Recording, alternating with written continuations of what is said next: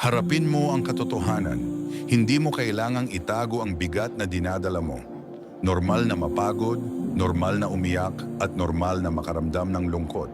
Pero tandaan mo, hindi ibig sabihin ito na wala ka ng pag-asa. Isulat mo lahat ng nararamdaman mo sa isang papel o notebook. Isulat mo ang mga iniisip mo kahit gaano ito kabigat. Sabi sa awit 34 na taludtod 18, malapit ang Panginoon sa mga may wasak na puso at inililigtas ang mga nalulumo ang espiritu. Kapatid, hindi ka nag-iisa. Kahit hindi mo nakikita, hawak ka ng Diyos.